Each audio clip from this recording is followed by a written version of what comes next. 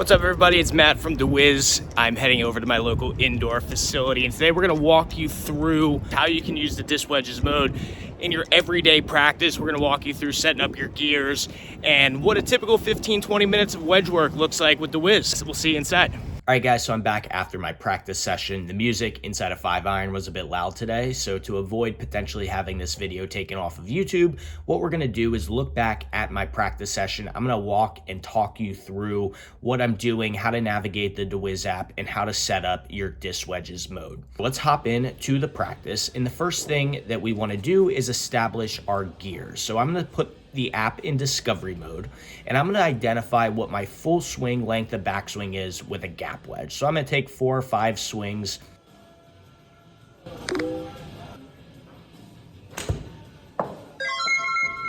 Length of backswing 49.3 inches.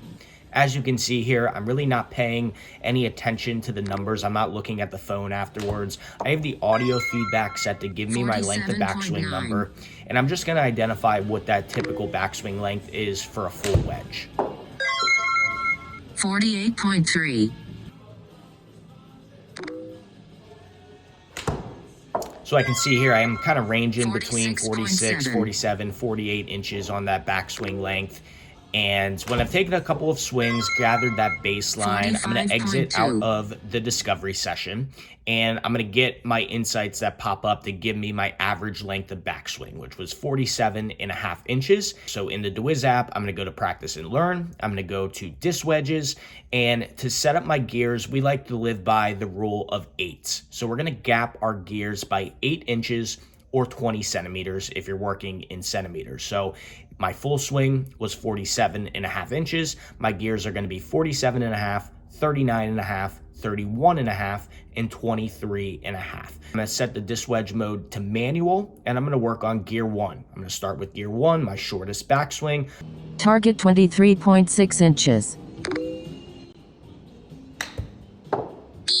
Length of backswing 26.8 inches. I have my 54-degree wedge here, and I've also activated the learning stimuli to let me know in the midst of my swing if I'm within that 2-inch tolerance that I've set for myself. For the new beginners here, always set your tolerance a bit wider to start, as you're just going to develop that feeling of what that swing length feels like.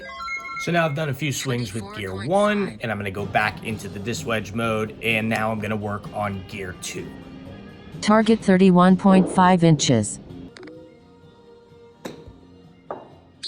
A little bit longer swing. This is one that I tend to struggle with a little bit. And again, you don't see me looking at the phone after each swing. I'm getting the audio feedback. I'm not really concerned too much with the carry distance or the numbers I'm getting from the full swing simulator either. This is all about developing the feeling of these different swing lengths. We can work on getting the carry distances later once we've mastered these swing lengths and getting consistent impact. We can put together our carry numbers and our charts afterwards. We want to work on developing these feelings. So now I'm going to move to target 39.4 inches.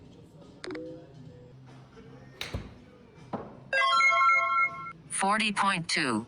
And again, guys, this is something where I would generally be doing this with each one of my wedges. I would be going through my 54, my 58, my gap wedge, my pitching wedge, and doing each of these gears with each club. And that's where you can really begin to dial in those distances and create your matrix for those different wedge swings. 40.3. Real quick, guys, if you are finding this video valuable and helpful for your practice, be sure to like the video, subscribe to the deWiz Golf YouTube channel, and leave us a comment below with what new training programs and practices you would like to see to help your game. We're going to move on here now to the full swing, 47.5-inch backswing. Target 47.6 inches.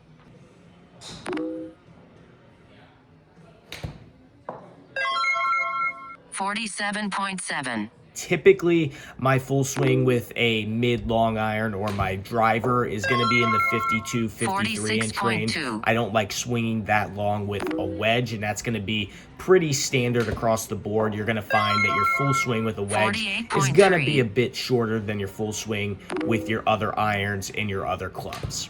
When I wrap up my full swing, the last thing I'm going to 48.8. do to make this a little bit more difficult is I'm going to go back into the DistWedge app, and now I'm going to shuffle Next through target my gear. So this is going 23.6 to have inches. the app randomly give me the target backswing based on my preset gears. Length of backswing 27.8 inches. Next target 39.4.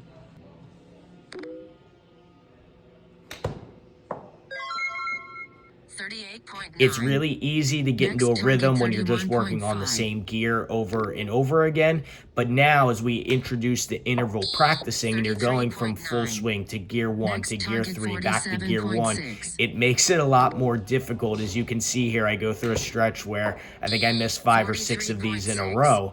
It makes it a Next lot more target, difficult, and that's what you're going to 23.6. face when you're on the course. And that's where this DistWedge practice comes so much in handy, is being able to, on 23.4. command, be able to Next reach a target, certain backswing length when you have a 47.6. certain shot that you need to approach. So we're going to watch me kind of go through here. Again, I struggled a bit once I went to the shuffle 44.1. mode, but this is a Next great way target, after you've worked through 31.5. each individual gear to then finish it off with that shuffle practice to go through each wedge. 29.3. Another helpful tip, and we Next see a lot of target, people do this, 39.4. is set another gear that has kind of your driver length of backswing.